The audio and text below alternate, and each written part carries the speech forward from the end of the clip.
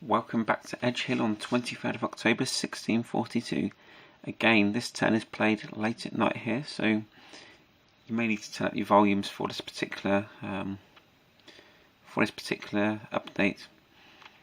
And the time in the battle is now 4 PM, so we're on turn 4 out of 10. I just wanted to provide an update of what's going on in the battle so far. That's been missed last time. Not much going on in the two cavalry wings up here. There was a skirmish battle between a few musketeers that were up there, and what happened was some of Ramsay's musketeers, they wiped out some other light infantry that was trying to attack them, and in some excitement the King's Life Guard, which was stationed down here, he did a charge on the light infantry, and he did manage to successfully destroy them, which was always going to be the case because they had very high morale. The trouble was they rolled on the chart and they've actually chased the light infantry off the map now. So we've lost the King's Life Guard of 200 troops. They won't be returning to the map for the rest of this battle. The big news here, moving down into the central wing, is finally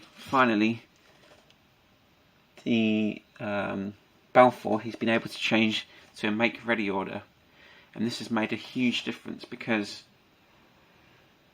his cavalry has finally created a chain of command all the way down to here to finally help out Fielding, who is on his own down there. So I think that's going to be a very key move there. In terms of the action going around where Fielding is, he had 200 dragoons under him, and they managed to kill 100 of Grandisian's horse.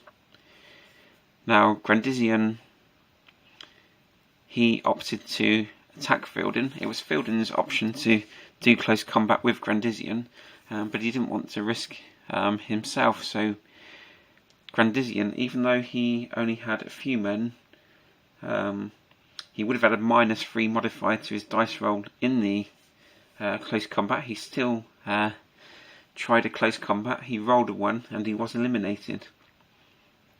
But Fielding didn't chase him off the field.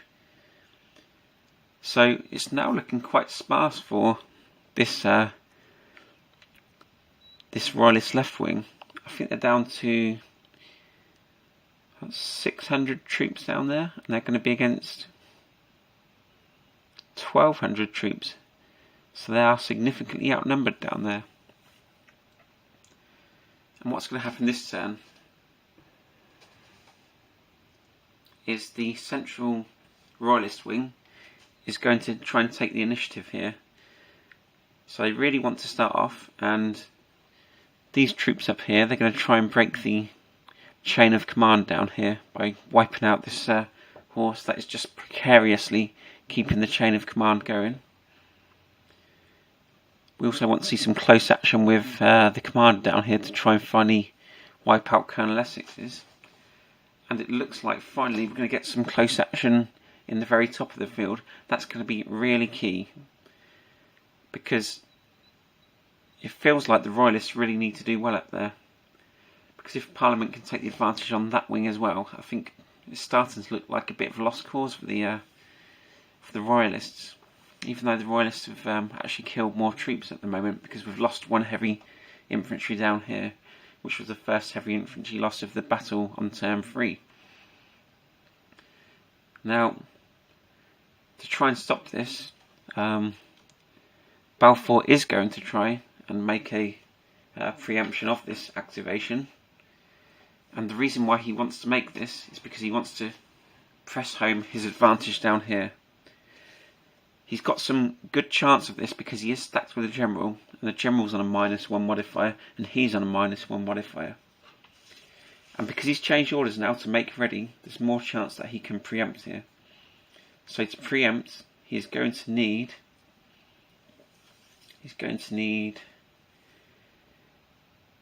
He's going to need a 0 to 5 on the die roll. Let's see if he can preempt.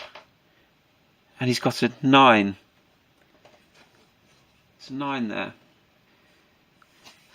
So he had a really good chance to actually preempt there, but he's failed, and because of that he gets no continuation. So sometimes, this order change is not going very well for the parliamentary side. Perhaps it just shows their inexperience at the start of the Civil War. So this means what's happened is the Royalists' heavy infantry, they are going to start the battle.